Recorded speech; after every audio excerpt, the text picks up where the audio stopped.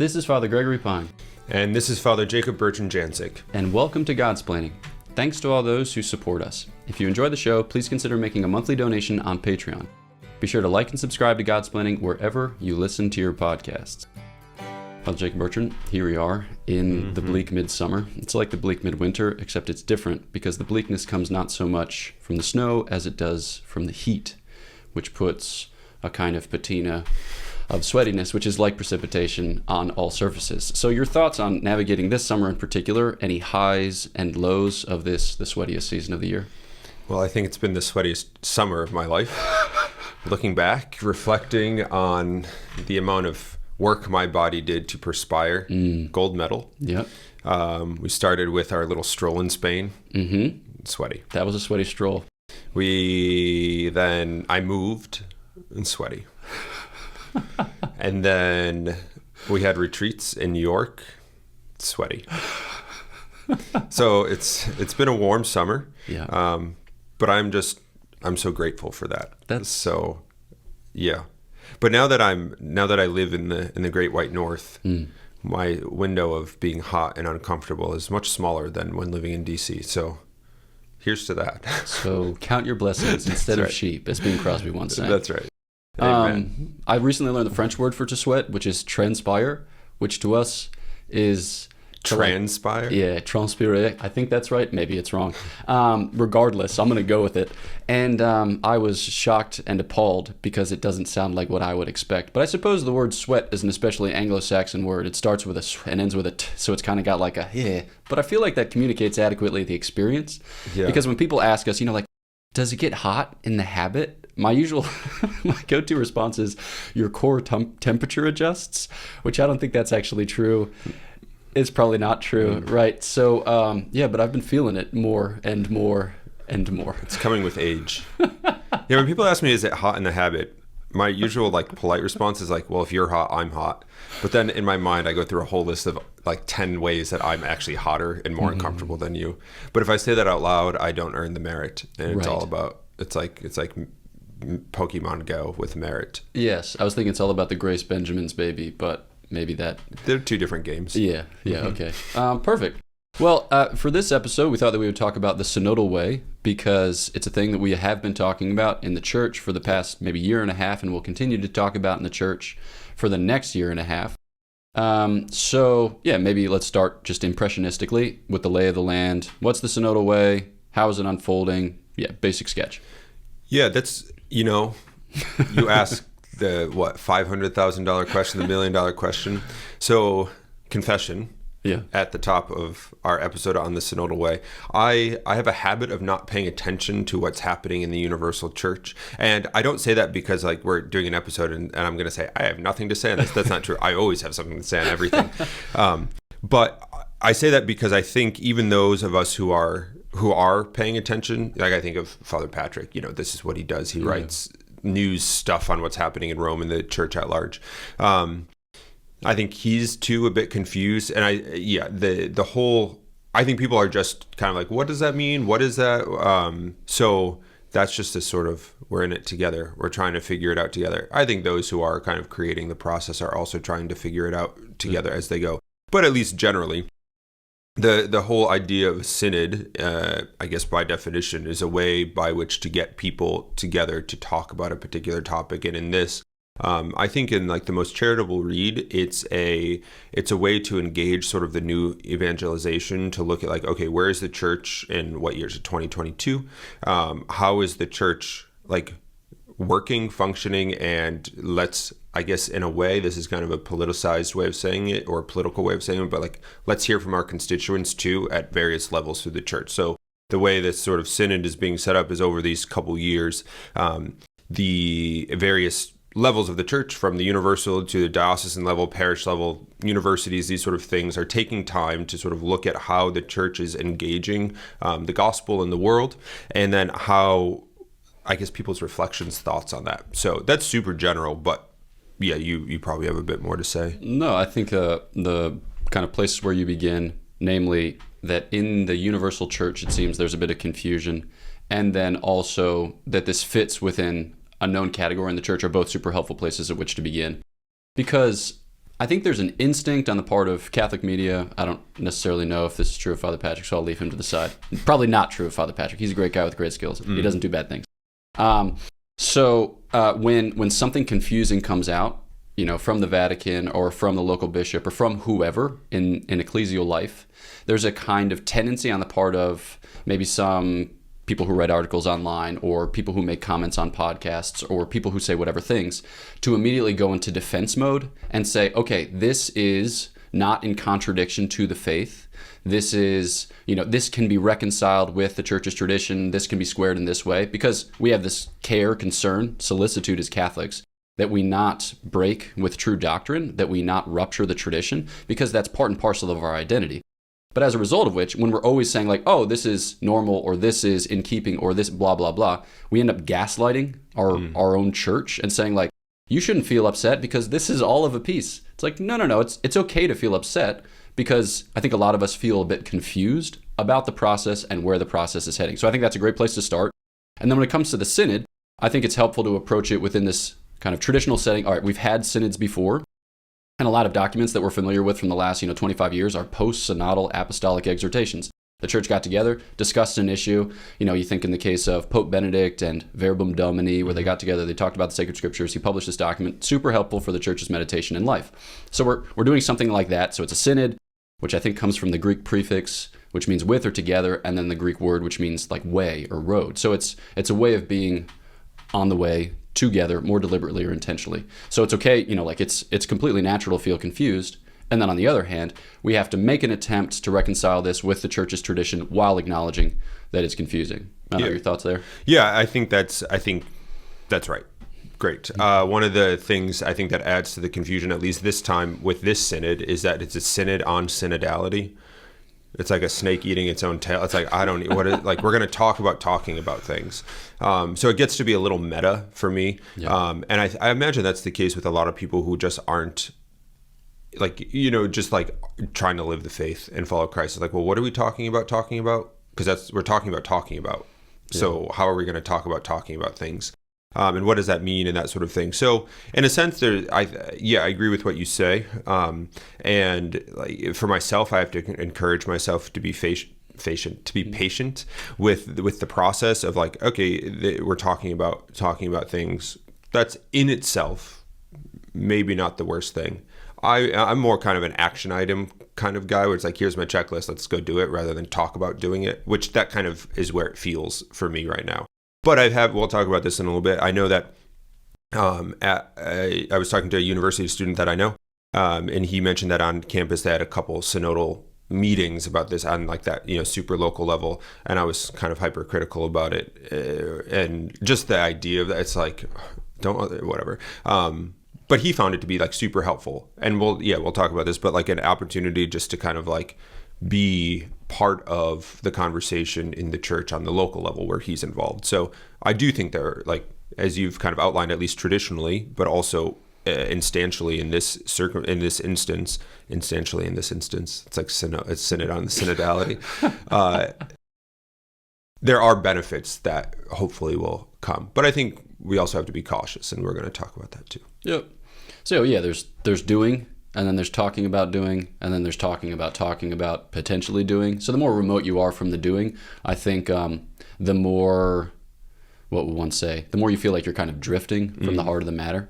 So not to say that we as human beings are just like machines or robots or animals for that matter. We have an interior life. We're able to reflect upon big ticket items and then to perfect our approach. So it's good, to think about doing, to think about doing. But as you said, like as you get more and more meta, I think it becomes more confusing, like what exactly is going on. So yeah, maybe we just summarize a little bit the process and then describe some difficulties that we have to acknowledge and then confront, and then ways in which we can make a constructive approach. So lay of the land, you have these conversations, most of which have already happened, the particular kind of local conversations, and then that data is collated and sifted at a regional level. So if you think about this at the level of the church, so you have parishes and then other, ecclesial communities, whether those be lay or clerical or religious, and they're all invited to take input. So we had it in our convent in Freiburg, and then it was at the university there as well. There were opportunities in which we could participate. And then So then it goes next to the diocesan level, and then maybe even to the metropolitan level, and from there to the universal church.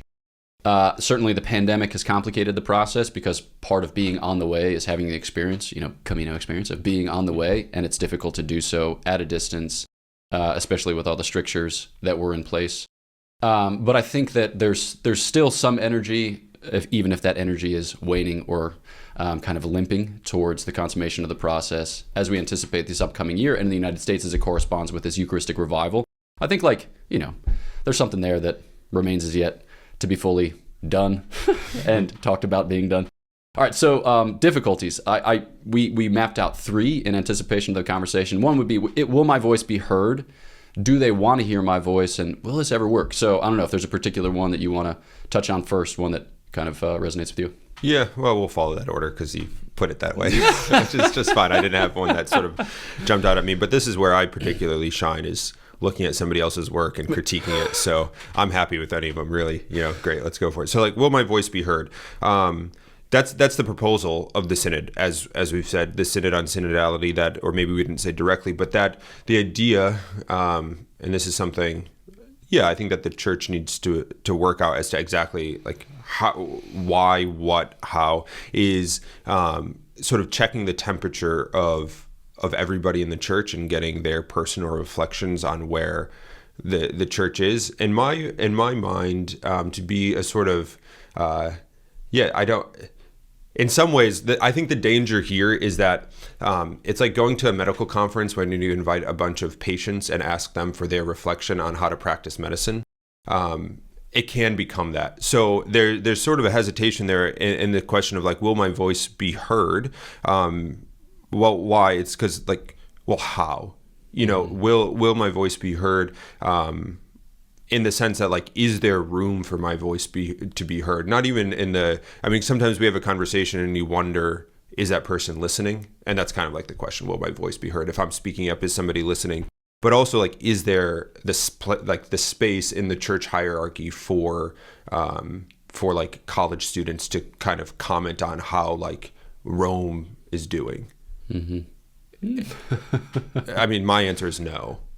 But there are other levels that yes, when a campus ministry at a university is set up to serve the students there, it makes sense that you're as a chaplain isn't just a sort of dispenser of things. You have to engage with human beings, and if you don't know the human beings, then you can't actually preach and minister to them. Christ knew the apostles; he knew those he was preaching to. So I think there is a space, but then it's the question will that be heard within the grand?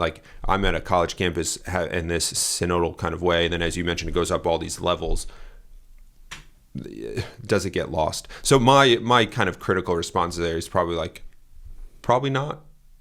Let's just be real about it. Probably not. On a universal level, on a local level, probably. So I think we have to manage expectations there of are you going to is one person going to get an audience with the Pope to sort of address the synodality of synods and synodality?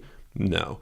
But can you have real conversations in your local community and expect that to be heard? I would sure hope so, because the church operates, and this is where I think kind of sometimes we run into issues difficulties here or frustrations, because the church operates on a principle of subsidiarity, that you allow the lower levels to take care of themselves, but for when they need to be taken care of from a higher level, right? So the pastor of a parish is the pastor of his parish. The bishop is not the pastor. The pope's not the pastor. The bishop runs his diocese. The pope doesn't run the diocese.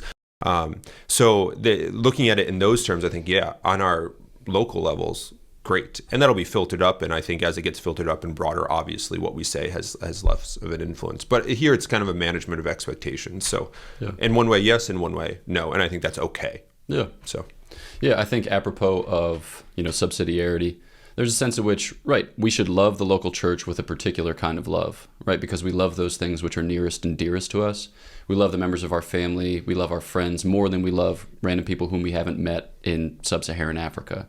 And that's not because our love for them is insufficient. It's just because they don't pertain to our good in the same way or with the same, familiarity, intimacy, however you want to describe it. And so I think that our love for the church is similar, right? There's a difference there insofar as the universal church has a claim on us in a way in which the kind of vague or otherwise abstract common good of humanity doesn't. But I think that, just to kind of invest in the local church with that expectation. And like you said, you have a habit of not paying too terribly much attention to what transpires in the universal church. And I think that when we are tapped into media on a daily basis and are looking almost exclusively at the church on that level, our mind can drift in that direction and kind of pull our heart with it away from the local church. So we feel a kind of dread, we feel a kind of despair. And then the other thing, apropos of the comment that you made, like, does your voice matter? Yes, no, hard to say. I think that we have to be able to distinguish among equalities, okay? So we're not all just equal full stop. We're equal, and then we have to clarify in what sense. Like by virtue of our common human nature. We're made to the image and likeness of God. We have a common dignity. But when it comes to participating in conversations of, like the church, like that pertain to ecclesial life, we have different competences, we have different experiences, right? We have different involvement. And I think that has to be reflected in the way in which the data is collected and collated. Because if you, like 45-year church-going Catholic with 7 kids, all of whom you've put through religious education, you taught religious education, you're hosting about blah, blah, blah, okay? And you hear that Pope Francis is especially solicitous to include non-Catholics in the conversation.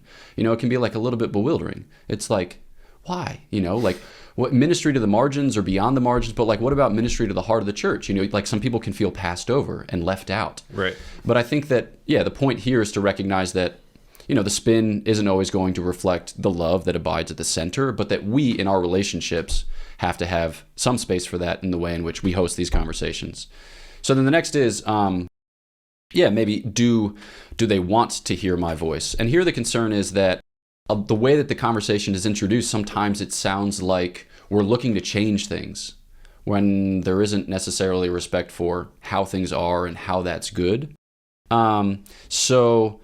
I don't know if you have particular thoughts on that theme that you want to lead with. Yeah, I guess the way I've been talking about things here is my hypercritical and then like peppering it back with like a dose of reality. So my hypercritical kind of comment, like, do they want to hear my voice, is sometimes I think when we invite like big conferences or synods or like large scale, like global conversations about things, where those who are organizing and involved, whoever that might be, are very quickly confronted with the reality that like we can't listen to 1 billion Catholics. So let's set our agenda and we'll work in the listening to what we've already set as our agenda. So that does worry me a bit. And not just with this process, but like with large scale conversations that we are invited, to be part of the conversation, even though the agenda in the end, like it's already been decided what we want to accomplish by these conversations. So we'll invite conversations so as to allow people to feel as if they've participated, but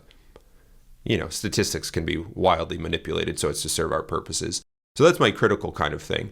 Do I think that's like the intentions of what's going on? I don't think. I don't have any reason to directly think that. But it's like the question, like, do they want to hear my voice? I think I have to say again, yes and no. Like, are those who are organizing this synod in Rome thinking like, I want to hear the voice of some American college student on the East Coast? Like, I need to hear that in order to better serve it. Like, if you do, that's foolish. It's a waste of time to think like, in order for me as a bishop of a dicastery in Rome, I need to hear 1 billion opinions on this. It's like, that's just impractical. You can't do that. So in that sense, no, I don't think they want to hear your voice. But again, on the local level, is there a desire that like those at this university or in this parish should be heard by their chaplain or pastor or their bishop in the diocese? I think so. I think on that level, yes. So again, it's this subsidiarity, it's this locality as you were describing. It's just, again, a management of like expectation of like, where can my voice be heard? Who should I expect to want to listen to me? Like maybe your pastor, probably not the Pope of Rome, or the Bishop of Rome. Like it's just like, and that's not because Pope Francis or those running these things are malicious men in this respect, but because it's just like, it's not a reality to think that everyone can have an hour to sit down with the Pope. So that's just what it is. Yeah, I think too, it's helpful in this setting to address, okay, here we are in the church, in the ecclesial life, and there's an ambient culture that's just, it's pressing against the church. And if we're honest, it wants to swallow the church whole.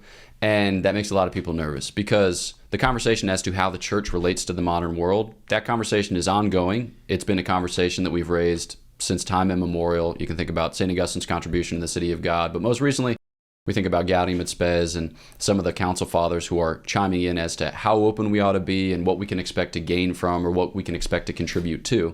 And sometimes, sometimes the way that the question is framed can make us think that, okay, like maybe there's a desire for like a revolutionary spirit to be cultivated here. Or maybe there's a desire for, like a kind of, what would you say, like a spirit of tinkering with or blah, blah, blah. So I think that it's for us to frame the question. It's for us to receive the question in a way that corresponds to the church's tradition. It's like, okay, so the church has an identity and a mission, and that's not going to change, right? We can better understand it. We can better receive it. We can better appropriate it as Christians. And I think that those conversations are more fruitful. Because if we say like, I'm struggling with this sin, so I want the church to embrace this sin, then that's not a real, it's like a fairy tale. Right? I mean, it's just a weird fairy tale. It's a fairy tale that ends with, well, like all Grimm's fairy tales, like dead children. It's terrible. And so I think that, it's kind of our responsibility, even if we feel like there's a lot of spin, the ambient culture is coming for us, and maybe some of that is reflected in the way that the questions are posed to us, right? We can still bring to it our reception of the church's identity and mission, within the setting of her tradition. All right, so last one, will this ever work? I guess, maybe my initial thoughts are, I think a lot of people look to the German church and the synodal way and like votes that are taken about, do we still need the priesthood? Maybe not. Do we still need traditional marriage? Probably not. It's like, it's kind of terrifying. And I think for those of us who watch it from a distance, it's nerve-wracking to think that this might come for us as well. But also, I think that we've kind of wended our way towards these types of determinations, but that doesn't mean that it's going to it's going to fail, right? Because if we consign ourselves to a certain determinism, then we just reap the harvest of what we've sown. So like you've stressed the local level. I don't know if further thoughts on that, particular ways in which it can succeed. Yeah, I guess I'll follow my same pattern here. My question would be, or the question that I have, and I think the whole episode I've kind of made clear that like I'm not really sure what's going on. Like, and this is at the heart of the matter. Like, will this ever work? Like, will what ever work? In my mind, it's like, what's the end goal of a universal synod on synodality? I get a synod on like reading the scriptures, reading the sacred scriptures, because we want to better, but like to have a conversation about having better conversations. Well, it's like about what? To accomplish what? Like, what are these conversations aimed at? So I think that makes me not uncomfortable, but just kind of like, say more, please. And I think I imagine that's where a lot of people are. At least that's what I don't really talk about the synod a lot, and I don't hear a lot of people talking about the synod. People talk about other things much more in the church. But when those conversations do come up, there always seems to be an air of like, what will the document look like that comes out from it? Like, what is it going to say? What is it trying to teach us? So in my mind, perhaps there is an agenda, and I'm just ignorant of it. That very well could be the case. It probably is. But to answer the question, like, will this work? Will we accomplish the end? I need to know what the end is, and then judge the means by which we're, so like, are all of these meetings and conversations at different levels of the church, are those the appropriate means to accommodate and accomplish the end? So I don't know. And that's not me saying, burn it all down. It's just like, I just don't know. Which is fine. I don't think that's a bad position to hold. I could do probably more research and be more invested. I just don't know. But I think that's where a lot of people kind of are with it. It's kind of a wishy-washy thing. And like you brought up at the beginning, like the pandemic has also like changed our whole encounter and engagement with this. So it's just kind of I guess we'll see. Great. Yeah. All right. For the end of the episode, we thought we'd just highlight some opportunities, amidst these challenges that we've outlined, but some opportunities in which we can grow personally, as a member of a group of friends, as a member of a family, as a member of a local parish, within this setting, right? So obviously we're looking to grow as Catholics every day of every week, of every month of every year. But on account of the fact that we're having this conversation about having conversation, we're having the synod about synodality, there's a kind of intensity or there's a kind of urgency to the discussion as to how we contribute better, right? Which is to say, like, more docilely to the church's tradition, but also more engagedly in the church's evangelical mission. So maybe, I don't know if you have particular thoughts, just thinking about the role that we occupy in the body of Christ and how the synod on synodality might be an occasion to which to do so more. Yeah, one of the, I'll start my thought by saying this. In sort of the wake of the various priest scandals that have come out over the last 15, 20 years, one of the things, obviously, unfortunately, people have left the church over that. And in a way, I can understand that frustration and that hurt and that pain, all of that. But a priest, someone asked, I was at some talk and someone asked a question about like, well, how do we respond? Like, what do we do? And the response from that priest is become saints. Like holiness reforms the church. Because if you look through history, this isn't something new. You look through history and where every time the church has been reformed, it's not by exiting and it's not by, to poke fun at the Synod, it's not by sitting down and having a conversation. It's by being holy. That doesn't exclude conversations, of course, but it's by pursuing Christ. It's by pursuing virtue. It's the saints are the ones who reform the church. And I think that's if that's what we're getting at by like, I think the idea of the Synod is to like listen and to have a broader swath of people invest in the church. If that's the end game, to create a space that the church can be a place, to foster holiness better and more appropriately by listening to, okay, this is where people are in 2022, and this is, these sort of things, and like, let's do it, like go after it, get after it. If it's just to have a conversation with the idea of, like just participating more, it's like, who cares? So I think if we're looking at it the first way, like what opportunities challenges, like opportunity challenge, holiness, pursue that. How can I better serve my local community? Like how can I sacrifice and give for my church and my family such that like my children and my parish are, are becoming those places? How can I better serve like the pastor? I mean, pastors can be like tough to deal with. Chaplains can be tough to deal with, but like I think most are well-intentioned and also want this goal. So if therein lies the challenge, like how do I invest locally? And I think this is the last thing I'll say on it, and then I'll get off the topic. But I think part of like what the modern mind has done, and this is why I think like Jordan Peterson is super popular with certain people, is that we automatically go to a universal. Like if I need to fix the problem, I need to like address it on a global level. Like I need like, it needs to be done for me. Whereas kind of like our individual particular responsibilities of things are kind of then like, well, like climate change, like I'm going to keep driving my car, but you shouldn't. Or like, it's like, well, maybe if we all made little efforts, it's not going to save everything, but it's going to make a difference. It adds up. I think the same too with like holiness, that like, if we make our little efforts, like it adds up type thing. God's grace works that way. So I think therein lies the challenge, the opportunity, the ability to like exercise our role in the body. It looks different for husband, wife, children, young adult, priests, religious, but therein lies the beauty, this like complex nexus of like holiness, where voices are heard in that way, and they were down to heaven ultimately, not to like a document.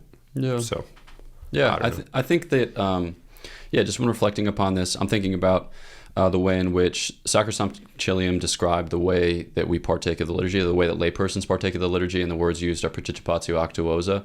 So the way that was often interpreted for the last, 65 years, has it been that long? Sweet Christmas. No, 55 years. Is, active participation, which has kind of led to a spirit of activism. And so in certain ecclesial settings, you'll find that people like don't think they're good Catholics until they're like doing all of the things. Whereas I think the sense of that term, participatio actuosa, is like, it's first an interior disposition. You lend your mind by prayer, your heart by devotion, and you image that in your body by adoration, oblation, sacrifice, etc. And then when you are given to this liturgical act, this Eucharistic act, it shapes you, right? It makes you holy, like you said. And with that holiness, you're conducted into the world as a missionary within your setting. But this is all like under the, what would you say, like, under the aspect of God's love for you being particular. You're called to a particular life with a particular mission, and that doesn't mean being, or living every life or conducting every mission. God might have plans for you which are simple, which are small, which are modest, which are humble, but provided that you embrace those plans, they'll be awesome. And so it's not, like we can get in the habit by consuming media of thinking kind of like, church, bad, outrageous, I'm sticking around because I am holy. When truth be told, like that builds in us kind of passive dispositions. It's not like a participatio actuosa, it's a participatio like non-actuosa. And we're like, blah, blah, blah. When we have the capacity by God's grace to re-engage in the life of the church, to love our parents, to love our brothers and sisters, to love our children, to love our parishioners, to love those to whom we are sent on this random preaching expedition in who cares town and who cares state. It's like, We have those opportunities, and God is giving us that grace. And within the setting where we're thinking about, what it means to have a conversation about being on the way together, I think that we come up with the ideas, like our evangelical imagination is cultivated to the degree or extent that we're actually engaging in the life of the church. Because if we sit back and think like, well, what's the world doing? How much of that can we adopt, right? That's not the disposition. That's not the creativity that comes from sanctity. So I think it's about exercising your agency, playing your part, and ultimately, like you said, becoming the saints whom we're destined to be. And the conversation of saints is engrossing, right? When you think about St. Benedict and St. Scholastica, they're chatting all through the evening, and then St. Scholastica, maybe it's time for her to go home, and she's like, I'm going to pray for a storm. And St. Benedict's like, don't do that. She's like, done already. And he's like, okay, I guess we're having another 3 hours of conversation, it's the conversation of saints which ultimately ought to attract us, but we need to become saints in order to have those conversations. Indeed. Yeah, we're coming to the end. So any final thoughts, final encouragements? If the Synod on synodality, it's a mystery to behold. That's my thought. I do think that we ought to approach these sort of things with a bit of caution, and not in the sense that they're like inherently evil or dangerous, but just asking good questions. Like, what's the end? What are we getting after? How is this being done? Why? Basically, it's not a bad thing or a wrong thing to ask why. What's afoot here? Because if we don't, the flip is that if we don't do that, then we actually can't engage in it. So that's one side, and the other side is to trust that, continue to trust that the Holy Spirit's at work in guiding the church. And though we may look around the world and be like, what are you doing over there or over here or whatever, we have to, I think we ought to take strength and courage that we have like an agency in the church appropriate to our vocation and that sort of thing, and that our Lord uses that to bring about our holiness, others, like the sanctification of the world. So there's goodness there for sure. Yeah. There is indeed. All right. Thanks as always for listening to Godsplaining. Please follow us on Facebook, Twitter, and Instagram. Like the episode, subscribe on YouTube or your podcast app, and leave a 5-star review at your convenience. If you'd like to donate to the podcast through Patreon, follow the link in the description or show notes. And there you'll also find links to shop our merchandise and to get information for upcoming Godsplaining events. So our prayers are for you. Please pray for us, and we'll look forward to chatting with you next time on Godsplaining.